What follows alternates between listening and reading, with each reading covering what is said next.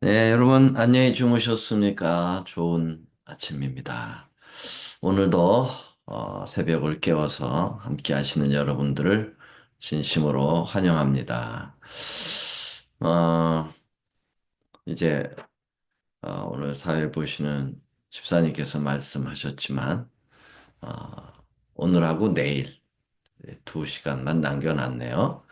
자, 우리 이제까지 8번 공부를 했고요. 오늘 에, 9번째 원초적 제사를 공부할 차례입니다. 음, 저희들이 이렇게 예수님께서 가르쳐 주신 방법대로 표상적인 것을 통해서 우리 기초리 교리를 공부하고 있습니다. 구약 성경에 예언되고 약속되고 기초되고 숨겨져 있는 예수님을 신약에 연결해서 어떻게 성취되었는가, 그리고 어떻게 이행되었는가, 그 기초가 위에 어떻게 상부 구조가 놓였는가, unfold된 예수님을 어떻게 unfold 펼쳐서 볼 수가 있겠는가 하는 것은 이제 표상으로 표현된 예수님, 구약 시대에 표상된 예수님을 실체로 만나는 방법을 사용을 하고 있습니다. 어, 먼저 창세기 1장에서 바로 거듭남에 대한 예수님의 이야기 말씀 들었고요. 2장에 가서 다 이뤘다라는 걸 통해서 이제 안식일 문제를 다뤘고요. 2장 후반부에 가서 사람이 어떻게 창조를 되었는지를 역으로 생각해 보면 사람이 죽으면 어떻게 되는가에 대한 사고 문제 다뤘고요. 그리고 이제 3장으로 어제 넘어가서 3장에서 아담 타이폴로지 공부했습니다. 에, 아, 2장 하반부죠. 2장 하반부에서 그렇게 했고요. 그 다음에 이제 어제죠. 어제는 3장으로 넘어와서 창세기 3장 15절에 원초적 복음에 대해서 공부했습니다. 자, 오늘은 이제 창세기 3장에 또 역시 나오는 부분을 통해서 원초적 제사를 공부할 차례입니다. 아담과 하와가 범죄하고 난 후에 어, 제일 먼저 느꼈던 감정은 어떤 거였을까요? 네, 부끄러움이었죠? 예. 옷을 하나도 입지 않았다는 것이 범죄하기 전에는 전혀 이상하지 않았어요. 그런데 선악과를 따먹고 난 다음에 둘이 벗었음에 대하여 인식하기 시작합니다. 하와가 아담의 벗은 모습을 보면서 여보, 당신 정말 옷을 벗었어요. 그렇게 너무 부끄럽다고 얘기하니까 아담이 뭐라고 얘기합니까? 사돈 낱말하네. 자네도 벗었네. 여기 보니까 자기도 다 벗고 있는 거예요. 둘은 너무 부끄러워서 그래서 그들은 급히 부끄러움을 가리기 위해서 한 행동이 있는데 그것이 바로 무화과 나무 잎을 따서 설기설기 부끄러운 것을 먼저 가리는 옷을 해 입었다는 거죠. 이제 이것이 인류 최초의 어페럴이자 인류 최초의 패션, 무화과 패션입니다. 인간은 최초로 해 옷을 입은 옷이 바로 나무잎 옷, 바로 무화과 나무잎의 옷이라고 하는 사실을 여러분 우리가 오늘 그 이야기의 시작을 바로 이야기부터 해야 되겠습니다. 창세기 3장 7절, 8절에 보면 이에 그들의 눈이 밝아져 자기들의 몸이 벗은 줄을 알고 무화과 나무 잎을 엮어 치마를 하였다. 그렇게 나와 있어요. 자, 여기 무화과 나무 옷으로 에, 이 부끄러움을 가렸는데 가려졌을까요? 완전한 옷이었을까요? 불완전합니다.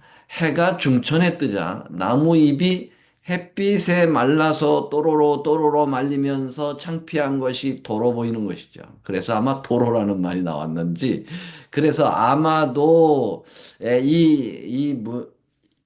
무화과 나무 패션은 결코 부끄러움을 가리지 못했습니다.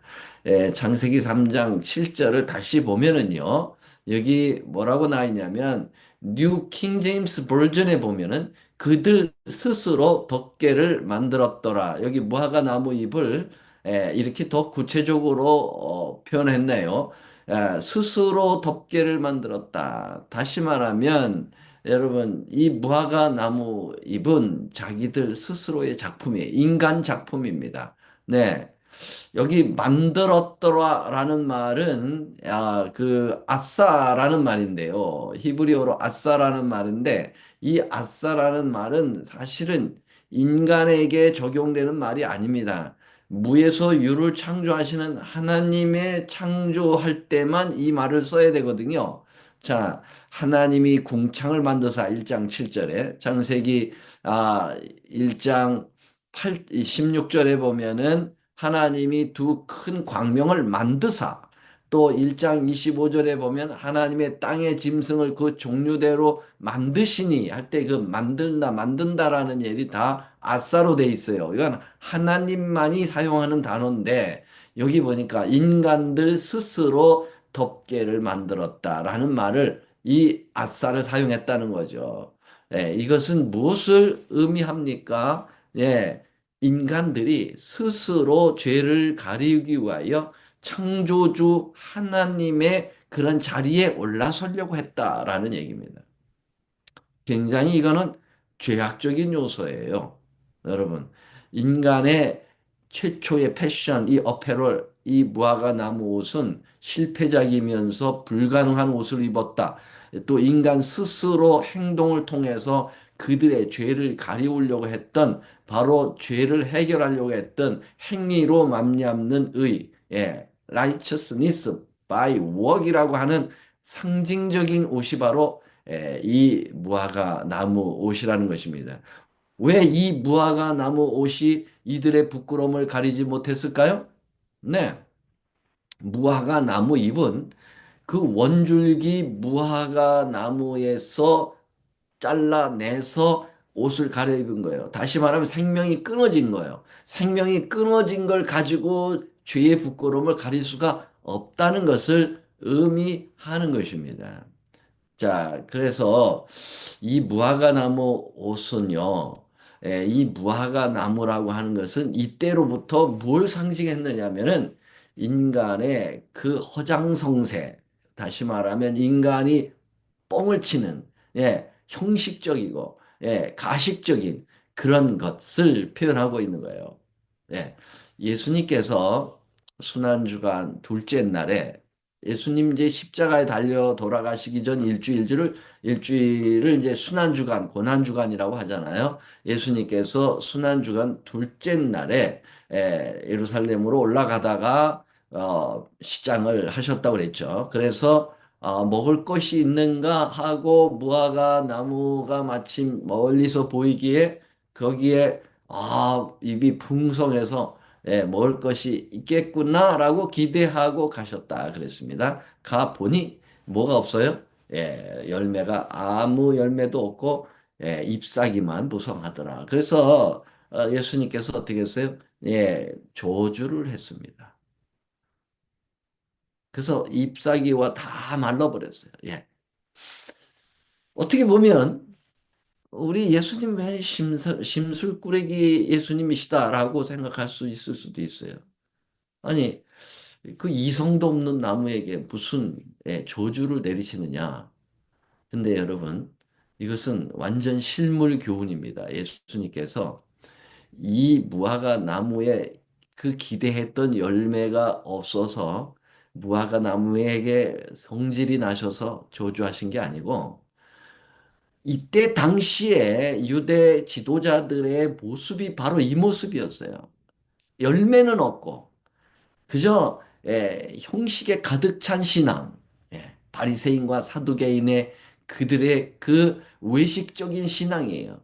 겉모습은 말이죠, 회칠한 무덤 같으니 근데 안에는 막 뼈가 썩고 사람이 썩어가지만은 안에 밖에만 살짝 포장해 놓은 그런 모습이죠. 그래서 예수님께서 이러한 신앙은 저주를 받을 신앙이라고 하는 것을 가르쳐 주신 거예요. 그게 이제 이 무화과 나무라고 하는 것에 상당 관계를 가지고 있는 거죠. 왜냐 아담과 하와가 인간 스스로 죄를 가려우려고 했던 무모한 짓을 했던 그 부분을 그들이 여전히 따라서 했다라고 볼 수가 있는 것이죠. 여기 그 성소에 들어가 보면은요, 번제단이 앞에 제일 먼저 나오는데요. 이 번제단에서 이제 양을 잡아 이 태우는 번제잖아요. 이때 그 불이 있는데 불을 떼는 그 화목, 그 불나무는 무화과 나무를 사용했다는 겁니다. 그게 상당한 의미가 있어요. 여러분, 성소를 나중에 이제 공부를 여러분들이 잘 하시면은 아시겠지만, 이 성소는 이 모세를 통해서 광야에서 지으시라고 명령하신 우리 성소는 완전히 예수님의 구속의 원리가 담겨져 있는 그러한 구속의 설계도죠. 그래서 여기에 특별히 이 구원의 가장 중요한 교리인 믿음으로 말미암는 의. 사람은 우리 스스로 행동해서 구원을 얻어내려고 하는 불교식의 그런 구원관이 아니라 기독교의 구원관은 전적으로 예수님을 믿음으로 구원을 얻는다고 하는 그 놀라운 원리가 이 성서에 다 들어 있어요. 그래서 이 3단계 여러분 아시죠?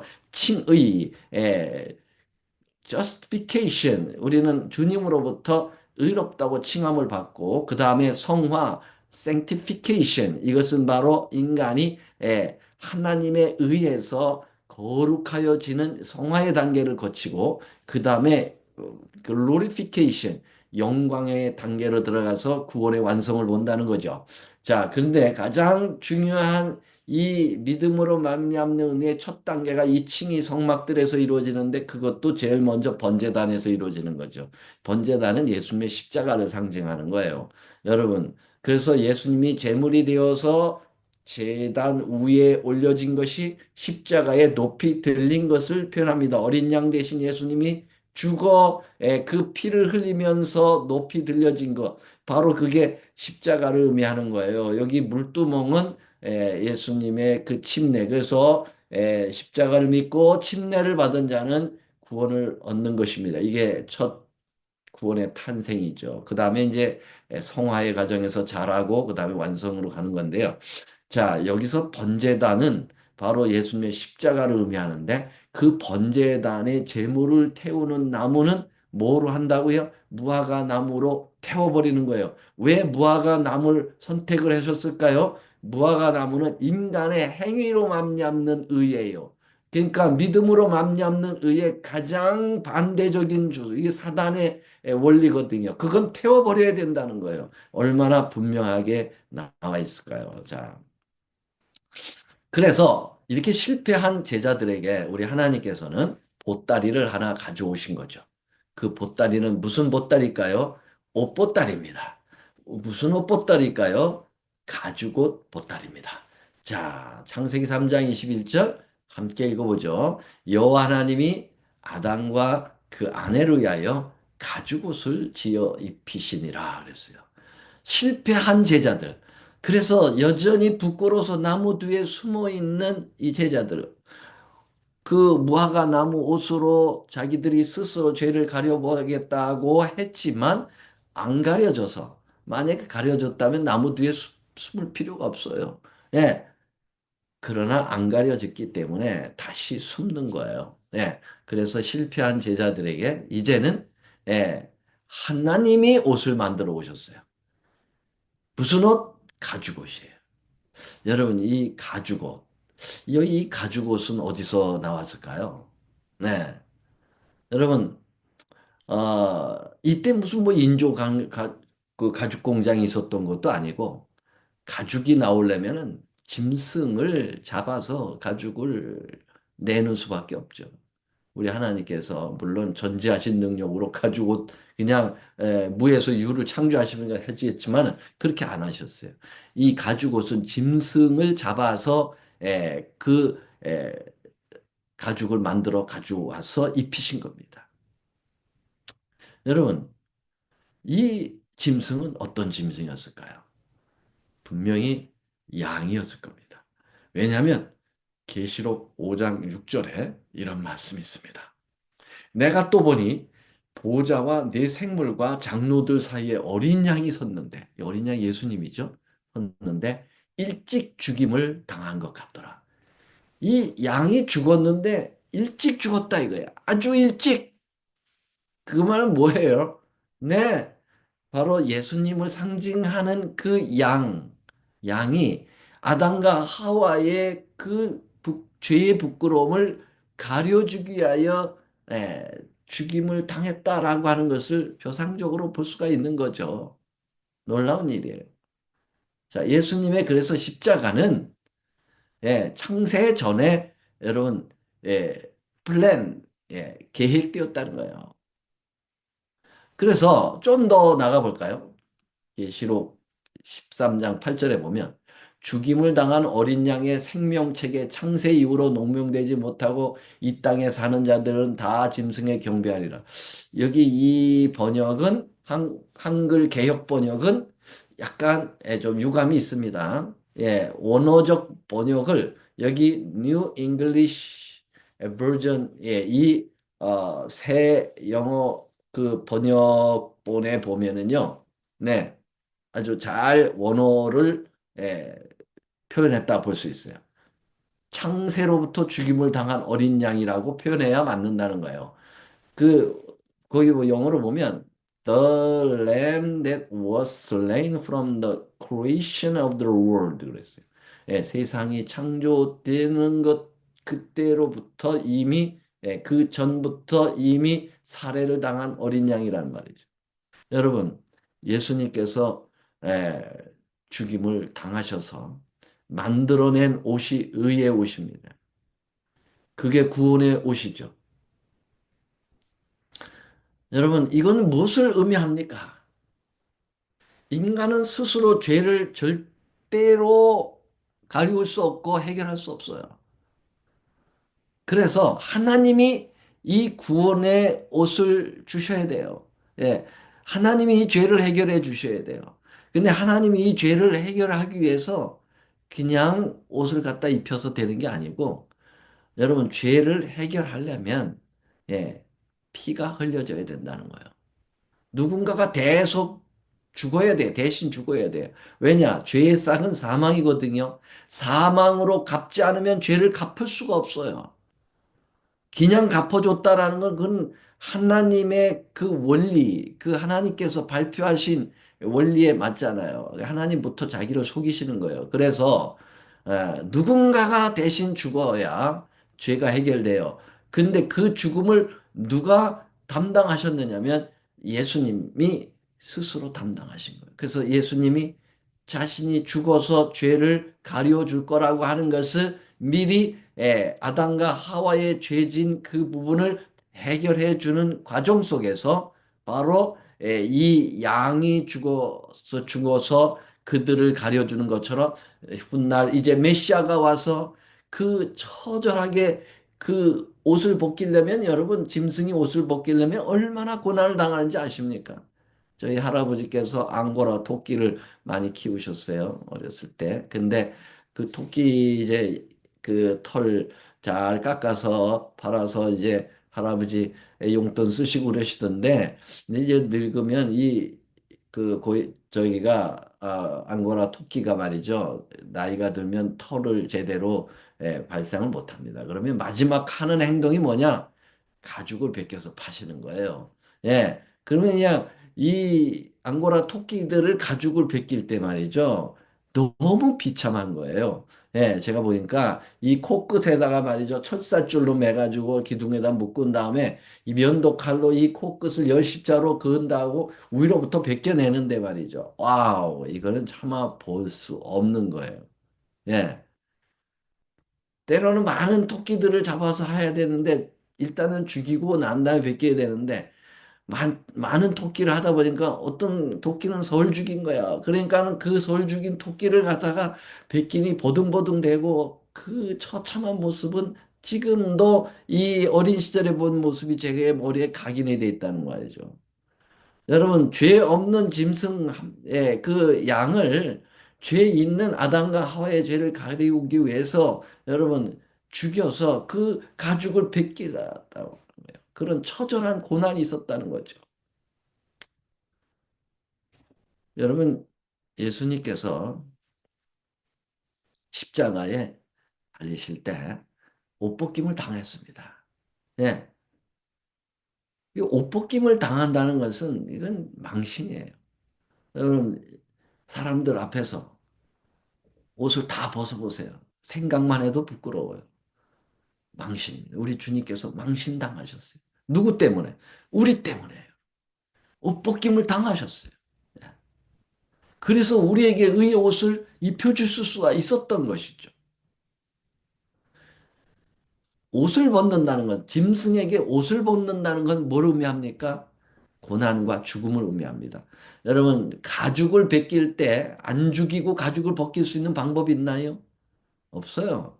죽어야만 합니다. 그냥 죽나요? 피 흘려 죽어야 옷을 벗길 수가 있어요. 가죽을 벗길 수가 있어요. 여러분, 어린 양 대신 예수님, 의의 옷 만드시기 위하여 우리에게 그 칭의, 입혀주시는 의를 주시기 위하여 당신은 옷벗김을 당하되 피 흘리면서 고통당하면서 처절하게 죽어가셨다라는 것입니다. 어떻게 온 우주를 지으신 이 만유의 하나님 예수님이 킹 오브 킹스, 왕 중의 왕이신 그 예수님이 이 땅에 사람 구하러 왔는데 그 사람들에 의해서 이렇게 모욕을 당하고 망신을 당하고 죽임을 당하시고 고난을 당하셔야 될 이유가 어디 있는 겁니까? 우리의 죄 때문이죠. 우리의 죄를 가리기 위해서. 그래서 여러분, 여기 보면 한문하고 이 창세기하고 매우 관계가 있습니다. 이게 이제 라이처스니스 하는 그 의자거든요.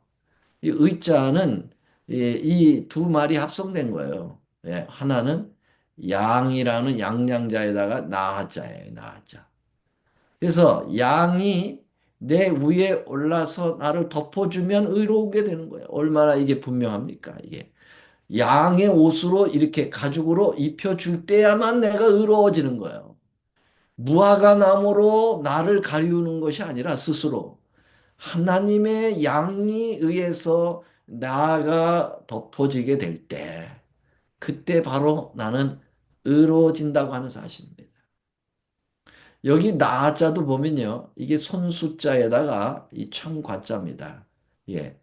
이쪽에 손숫자에 손수변에 이 창과자인데 손으로 창을 잡아서 양을 찔러 죽여서 내 위에 이제 얹는 거예요. 얼마나 분명합니까? 여러분, 이게 십자가 얘기입니다. 예.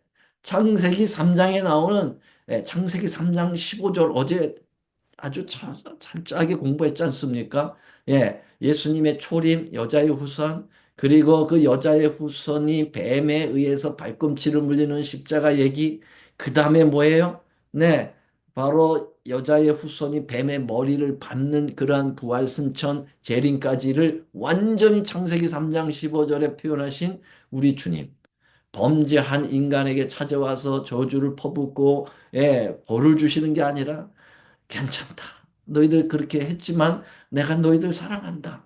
그래서 내가 너희들 죄진 거 해결하기 위해서 내가 죽을 거야. 이렇게 이야기하셨는데 주님이 그거 가지고 모자라요. 왜요? 이 인간들이 너무 죄악적이기 때문에. 그래서 주님은 혹시 이들이 이걸 이해를 제대로 못하고 앞으로 계속 이것을 잊어버릴까 봐 다시 이 가지고 사건을 통해 가지고 바로 우리가 끊임없이 양을 옷 입어야 바로 예수님을 내 마음에 모시고 그분에 의지하여 살아야만 구원을 얻을 수 있다는 것을 이렇게 가죽옷을 표상으로 해서 말씀해 주시는 거예요. 여러분 이렇게 하는 걸 바로 뭐라고 그러냐면 제사라고 그래요. 예배입니다. 양 잡아가지고, 제단에다가 올리는 거, 그 피를 가지고, 휘장에다가 피를 뿌리고, 이런 게 제사거든요. 그게 오늘날의 월십이에요. 제사, 올바른 피 있는 제사에만이 제대로 된 제사요, 구원의 제사요. 이 가인이 이걸 배제한 거예요. 이걸 무시한 거예요. 그래서 피가 없는 자기가 가꿨다고 하는 곡식 갖다가 정성스럽게 드렸지만 주님 받으실 수 없어요. 왜? 피 없는 거는 예수님을 상징하지 못해요. 십자가를 상징하지 못해요. 그래서 아벨은 그 동생 아벨은 양을 잡아 제사를 드림으로써 바로 이 가죽옷에 대한 진정성을 깨달았다는 거죠. 그 아벨 건 받고 가인 걸 안 받으니까 가인이 성질이 나서 아벨을 죽여버려요. 여러분, 가인의 제사는 사단의 제사입니다. 그럴싸해. 제단은 똑같이 쌌어. 그러나 그 핵심인 피가 없어. 오늘날에도 가인 제사가 얼마나 많은지 몰라요.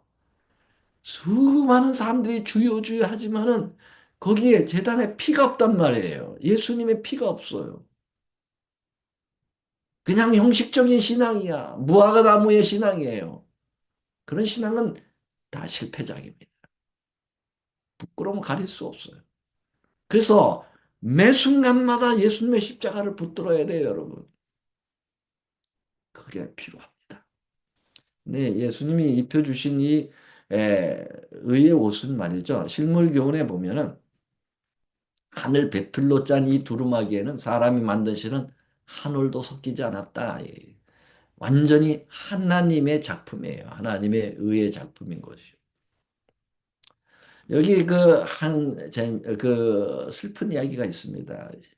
신문을 제가 보니까 어떤 가심란에 한 스토리가 나오는데 이게 실화예요. 근데 거기 뭐라고 제목이 나오면 죽음의 결혼식이라고 그랬어요. 아니 무슨 결혼식이 죽음의 결혼식인가 하고 읽어보니까 이 사람이 이 진영 씨가 이 사람이 이제 신부인데 그 식당에서 웨이트레스 하시는 분이고 이분은 이 휠체어에 앉아 있는 이 신랑은 어 누구냐면은 그 구두 닦기 하시는 분이에요.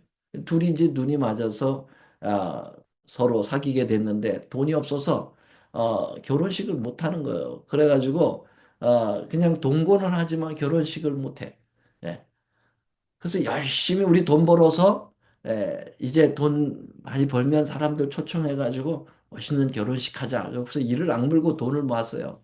그래서 둘이 열심히 돈을 모았는데 이제 결혼식을 할 만큼 돈도 모아지고 집도 사고 그래서 결혼식에 대한 날짜를 잡고 꿈에 부풀어 있었어요. 그런데 갑자기 이 종수 씨, 이 종수 신랑이 몸이 이상해서 병원에 갔더니 급성 췌장암이야. 얼마 못 살아요. 결혼식 날까지 살 수 있을까? 그런데 둘은 끝까지 결혼식 날까지라도 살자라고 결혼식을 취소하지 않았어요.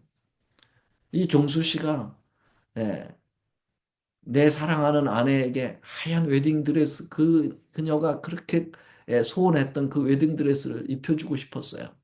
그래서 정말 이를 악물고 살았어요. 결혼식 날까지 왔습니다. 그는 걸어갈 수도 없어서 휠체어를 타고 입장을 했어요. 너무 아파가지고 진통제를 너무 많이 먹어서 정신도 왔다 갔다 해. 이 신부가 옆에서 자꾸 깨워줘야 돼. 그 정도로. 이를 악물고 참으면서 결혼식을 한 것은 바로 이 사랑하는 아내에게 예, 이 웨딩드레스를 입혀주고 싶었다는 거죠. 결국은 결혼식을 잘 마쳤고 그 다음날 종수 씨는 죽었어요. 참으로 슬픈 얘기죠. 이 신랑이 이를 악물고 사랑하는 아내에게 이 웨딩드레스를 입혀주기 위하여 죽어가는 그 모습은 바로 예수님께서 우리에게 어린 양의 혼인잔치에 우리 신부로 하얀 웨딩드레스, 의의 구원의 옷을 입혀주시기 위하여 예수님은 그렇게 죽어가셨다는 거죠. 그 옷은 피의 옷이에요. 여러분, 바로 우리가 이런 옷을 입고 하늘에 가게 되는 거예요. 스스로 뭔가를 하려고 하지 마세요. 그건 다 실패작입니다. 그건 다 도로도로로 다 말리는 무화과 나무 옷이에요. 부족하고 연약하고, 예, 정말 죄악이 많은 사람이지만은 우리 스스로 하지 말고 주님을 의지하고 주님으로부터 주시는 그 의의 옷을 받아 입으시게 되길 바랍니다. 여기 스가랴 3장 3절 4절에 보면 여호수아가 더러운 옷을 입고 천사 앞에 섰는지라 여호와께서 자기 앞에 선자들에게 명하사 그 더러운 옷을 벗기라 하시고 또 여호수아에게 이르시되 내가 내 죄가를 제하여 버렸으니 내게 아름다운 옷을 입히리라. 예, 이게 놀라운 우리 예수님으로부터 오는 의의 옷을 다시 한번 표현한 것이죠. 이렇게 의의 옷을 계속 입도록 만들어주는 상기시키는 것이 바로 제사입니다. 이 원초적 제사죠. 이게 최초로 주어진 제사가 가죽옷입니다. 예. 그래서 이제 앞으로 그 아담과 하와 이후에 아벨을 통해서 이 제사는 전수되었고 이 제사 양잡아 제사 드리는 것은 아브라함에게 그 다음에 이삭에게 야곱에게 계속 이 제단 쌓아서 양 잡아 제사 드리는 이것이 구약 내내 이루어왔고 예수님께서 이 땅에 오셔서 친히 그 어린 양이 되셔서 십자가의 제물로 화목 제물로 올려주심으로써 우리가 이제 믿음으로만 받아들이면 영원한 구원이 오게 되는 거예요. 놀랍죠? 예. 오늘 여기까지 말씀을 드리고 내일 마지막 말씀을 드리겠습니다. 내일은 정말 이 세상에 종말이 올까라고 하는 재림 문제를 다루겠습니다. 이거 안 들으시면 안 됩니다. 예, 마지막 결론을 잘 재야 돼요. 마라톤 열심히 뛰어가지고 왔는데 여러분들이 꼬링 지점 앞에서 넘어졌다. 아무 소용없어요. 끝까지 뛰어야지. 그래서 이번 열흘의 마지막, 내일 마지막 여러분들을 초청합니다. 다 같이 머리 숙여 기도하겠습니다. 하늘에 계시는 우리 아버지 하나님, 놀라우신 주님의 사랑에 다시 한번 감사합니다. 우리가 죄로 인해서 낙담하고 절망하고 실망하고 있을 때, 두려워 떨고 있을 때, 부끄러워 숨어 있을 때, 직접 찾아오셔서 내가 널 위해 죽겠다 라고 선언해 주시고 그것도 모자라서 이렇게 죽을 거야 라고 가죽옷을 가져와 입혀주신 그 놀라운 주님의 사랑 오늘 잊지 말고 살게 해 주시옵소서. 그 사랑 때문에 살게 해 주시고 예수님의 그 놀라운 사랑 때문에 내 이웃을 사랑할 수 있도록 도와주시옵소서. 예수님의 이름으로 간절히 기도드리옵나이다. 아멘.